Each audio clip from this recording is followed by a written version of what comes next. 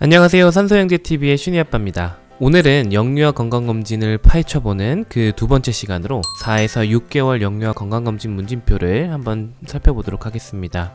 제가 이 영상을 찍는 이유는 영유아 건강검진에서 물어보는 질문들은 무슨 의미인지 병원에서 충분히 설명 들으시지 못하는 부분들을 보충 설명드리기 위한 거고요. 그리고 제가 항상 말씀드리는 게 우리 아빠들도 같이 문진표를 작성해 봐야 우리 아이가 어떻게 자라고 있는지, 그리고 우리 아이에게 중요한 게 무엇인지 잘 파악할 수 있는 거니까요. 다음번 영유아 건강검진 때는 엄마 아빠 같이 체크해 보시는 시간을 가지시면 좋겠어요. 자, 오늘은 4에서 6개월 영유아 건강검진 한번 살펴보시겠습니다. 일단 영양교육입니다. 신생아 영유아 건강검진 때처럼 모유 수유에 대한 내용이 많이 나와 있어요. 일단 첫 번째 질문입니다. 완전 모유 수유 중이면 철분이 부족할 수 있어서 철분제나 철분이 풍부한 이유식을 주고 있느냐라는 질문인데요. 생후 4개월 이후가 되면 뱃속에서부터 엄마에게 받았던 철분이 모자라게 됩니다. 왜냐면 아이 몸속에서 피가 많이 만들어지기 시작하거든요. 그리고 엄마 모유 속에 있는 철분이 조금 모자라는 시기이기도 돼요. 실제로 연구를 해보니까 완전 모유 수유를 하는 아이들에게서 철결핍 빈혈이 일어나는 빈도가 높았다는 연구가 있습니다. 그래서 완전 모유 수유를 하는 경우에는 철분 보충이 필요하다라는 이야기인데요. 사실 분유에는 철분이 보충이 돼 있어서 철분제를 따로 먹이지 않아도 되는 경우가 많은데, 모유 수유만 하는 경우에는 철분제를 먹으라고 추천을 드리고 있습니다. 그래서 완전 모유 수유를 하는 경우에는 철분제를 하루에 아이 1kg당 1mg, 예를 들어서 아이가 6kg이다 라고 하면 하루에 6mg을 주시면 됩니다. 지난 시간에 완전 모유 수유를 하는 아이들은 비타민 D도 주어야 된다고 말씀을 드렸잖아요. 그래서 만 4개월부터는 비타민 D와 철분제를 보충을 해줘야 된다라고 알고 계시면 되겠고, 그리고 또 중요한 게 모유를 주신 우리 엄마가 철분이 많이 들어있는 음식들을 잘 드셔야지 아이에게 최대한 철분을 모유로 많이 주실 수 있다라는 걸 기억하시면 좋겠고요. 식재료에서 철분이 풍부한 건 어떤 게 있냐면 빨간 살코기예요. 대표적으로 소고기도 있고 돼지고기도 있습니다. 돼지고기도 이유식 때 먹어도 돼요. 그리고 쌀보다는 오트밀의 철분이 좀 더 많아요. 초기 이유식 때부터 쌀과 잡곡을 1대1로 먹으라고 하는데, 그때 오트밀을 주시면 조금 더 잡곡을 주시기에도 좋고 철분이 많이 들어있기도 하고요. 그리고 철분이 강화되어 있는 오트밀도 있습니다. 그 두부나 콩 종류에도 철분들이 꽤 많이 들어있어요. 두 번째 질문입니다. 모유 수유는 이유식이나 유아식과 같이 해서 24개월 이후까지 가능하다라는 내용인데요. WHO에서는 만 2세 이후까지 모유 수유를 권장을 하고 있어요. 하지만 실제로는 이렇게 먹이기가 쉽지는 않습니다. 요즘 맞벌이를 많이 하시기 때문에 직장맘들이 많으시잖아요.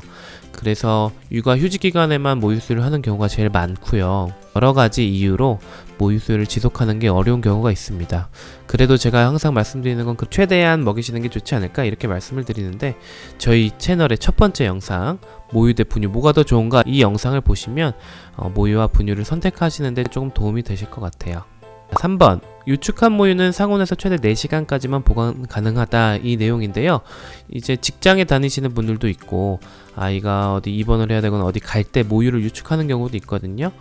그래서 보관 방법을 한번 정리를 해드리면, 모유 보관 방법은 상온에서 4시간, 그리고 냉장으로는 4일까지 보관이 가능하고요. 냉동을 한다면 3에서 9개월까지도 보관이 가능합니다. 주의해야 될 거는 한번 얼렸다 해동한 모유는 한 번에 다 먹이고 남은 건 다 버리셔야 된다는 겁니다. 다시 냉장 보관하거나 얼리시면 안 되고 남은 건 버리세요. 자, 4번, 모유 수유 중인 엄마가 여러 가지 약들을 복용해도 되고 특별한 경우가 아니면 모유 수유를 중단하지 않아도 된다라는 걸 알고 계십니까? 라는 건데, 모유 수유할 때 엄마가 어디 아픈데 약을 먹으면 안 될 것 같아서 참으실 필요는 없습니다. 안전하게 먹을 수 있는 약들이 있고, 대표적으로 타이레놀 같은 약들이 있는데요. 의학적으로 모유 수유를 하여도 안전하다는 게 검증된 약들이 있어요. 그래서 약이 필요하면 병원에 가셔서 모유 수유 중인 걸 말씀하시고 안전하다는 약을 처방받아서 드시는 게 제일 안전하겠고요. 제가 피해서 드시라고 하는 약은 종합감기약 같은 약입니다. 이런 종합감기약 같은 게 구하긴 쉽잖아요. 하지만 그 안에는 되게 여러 가지 약들이 섞여 있고, 그 중에는 먹어도 되고 안 되는 것들이 섞여 있을 수도 있어요. 그래서 병원에서 안전하게 처방받아서 드시면 되겠습니다. 자, 5번 질문, 완전 모유 수유를 언제까지 하셨습니까? 이거는 국가 통계를 위한 질문이에요. 여기서 한 가지 추가로 말씀드리고 싶었던 거는 모유 수유를 중단하고 싶으실 때 어떻게 하느냐입니다. 이거는 다음에 기회가 되면 한번 영상을 제작을 할 건데요. 일단 모유를 말리는 약이라고 알려진 것들은 드시지 않는 게 좋습니다. 왜냐면 안전성 입증이 안 된 게 많아요. 그 약을 먹는 동안 우리 아이가 모유를 또 먹잖아요. 그렇기 때문에 웬만하면 모유 말리는 약은 함부로 먹지 말자라고 제가 말씀을 꼭 드리고 싶었고요. 그리고 사실 단유를 할 때는 자연스러운 방식으로 아이가 모유를 끊게 되면 엄마한테서 나오는 모유양이 줄기 때문에 자연스럽게 모유가 줄게 됩니다. 근데 반대로 모유양을 줄여서 단유를 하겠다라고 하는 거는 사실 자연스러운 방법은 아니에요. 자, 수면교육입니다. 수면교육은 신생아 건강검진 문제표랑 겹치는 게 많거든요. 돌연사 증후군 예방법 관련된 것들인데요. 중요한 것들만 다시 복습을 해볼게요. 아이를 바로 눕혀 재우고 놀 때는 엎드려 놀게 합니까? 라는 건데, 이게 전에도 말씀드렸지만 Back to Sleep, Tummy to Play, 이게 미국 소아과학계에서 이야기하는 영아 돌연사 증후군 예방법 캠페인의 문구예요. 엎드려 자게 되면 누워서 잘 때보다 영아 돌연사 증후군 확률이 8배나 올라가게 되고요. 머리가 납작해진 사두증, 그걸 예방하는 데는 낮에 놀 때 엎드려 놀게 하는 걸로 충분합니다. 그리고 그렇게 엎드려 놀아야 아이가 코어의 힘이나 팔다리의 힘이 발달하는 데 도움이 돼요.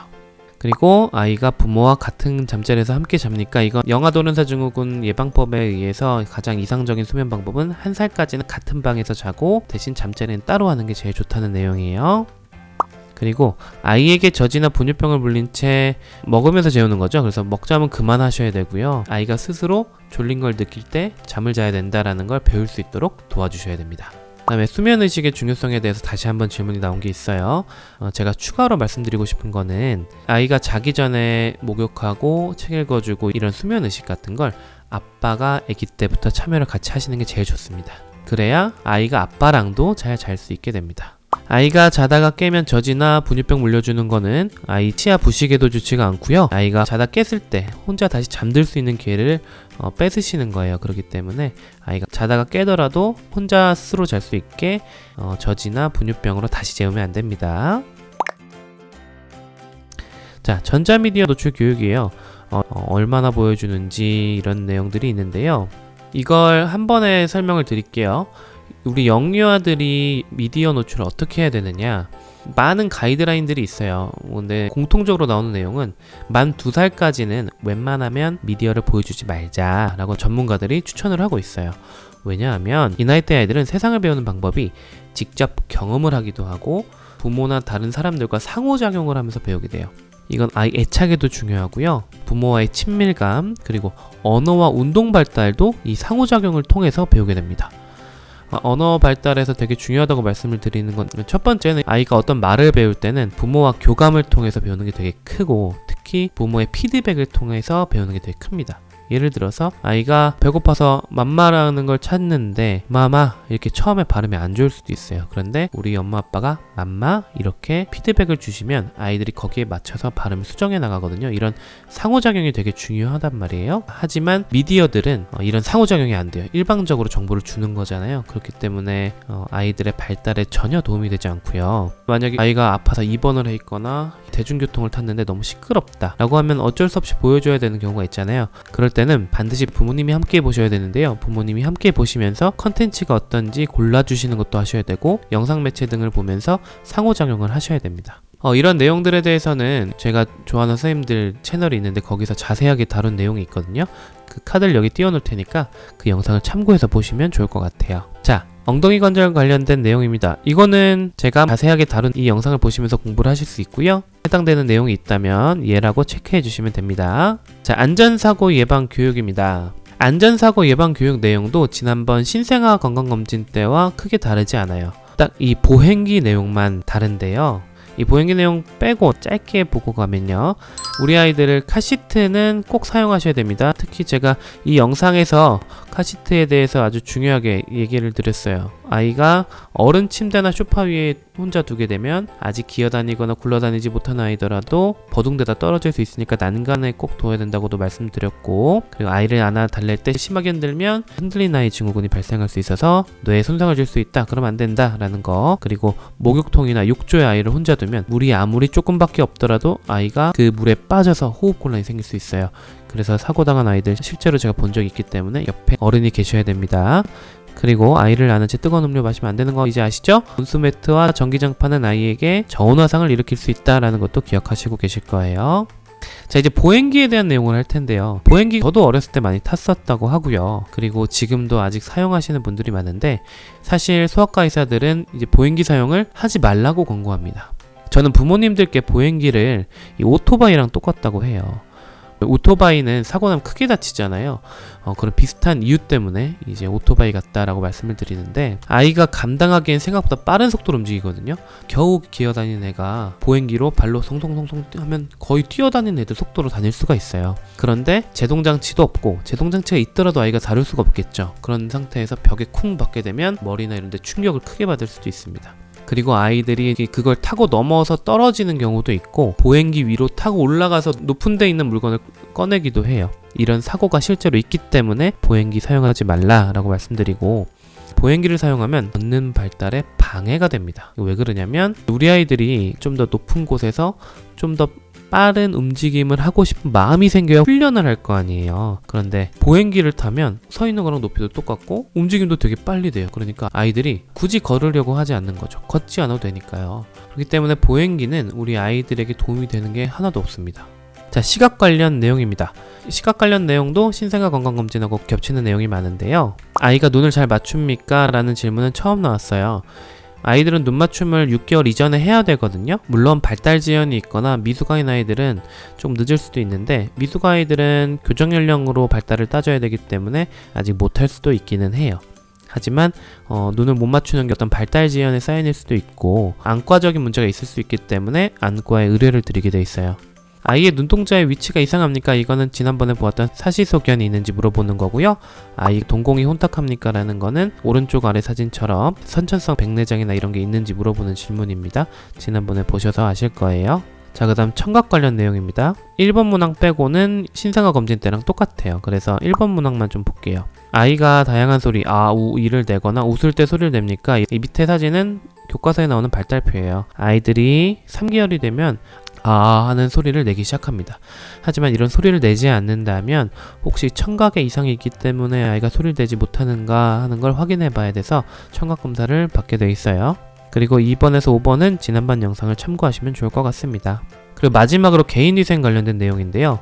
아이의 눈, 코, 입을 닦기 전 후 항상 손을 씻습니까? 라는 건데, 이거는 여러가지 감염병을 예방하기 위한 내용인데요. 이 문항에서 주의하셔야 될 게, 아이들 눈, 코, 입을 만지기 전에 손을 닦아야 된다고 알코올성 손세정제로 손을 닦고 아이를 만지게 되면 그 남아있는 알코올 성분 때문에 아이가 눈이나 호흡기 아니면 그 알코올을 먹을 수도 있고요. 그런데 영향을 줄 수가 있습니다. 눈에 들어갈 경우에는 각막에 화상을 입기도 해요. 그렇기 때문에 물과 비누를 이용해서 손을 닦으시는 게 좋겠습니다. 자, 오늘 이렇게 4에서 6개월 영유아 건강검진 문항들에 대해서 한번 살펴봤는데요. 이 내용들을 보시니까 우리 아이를 돌볼 때 중요한 게 뭔지 조금씩 감이 오실 거예요. 이 내용들이 아이를 키우는데 가장 기본적이고 중요한 내용들이니까 꼭 실천하시면서 보시면 좋겠고요. 그렇기 때문에 우리 아빠들도 꼭 영유아 건강검진 문진표 작성에 참여하시면 좋겠습니다. 4에서 6개월 이 검진 때는 발달평가도 함께 이루어지게 되는데요. 그것까지 다루면 오늘 영상이 너무 길어지니까 다음 영상에서 4에서 6개월 영유아 건강검진 발달 문진표도 한번 같이 살펴보도록 하겠습니다. 그리고 오늘 살펴본 내용들 중에서 보충 설명이 필요한 내용들은 제가 따로 영상을 한번 제작을 해볼 테니까요. 그 내용들도 많이 기대 부탁드릴게요. 오늘 영상도 시청해주셔서 감사드리고요. 다음에도 우리 아이의 성장과 발달을 가장 객관적으로 볼 수 있고 육아에도 도움이 되는 영유아 건강검진을 파헤쳐보는 영상으로 다시 찾아뵙겠습니다. 감사합니다.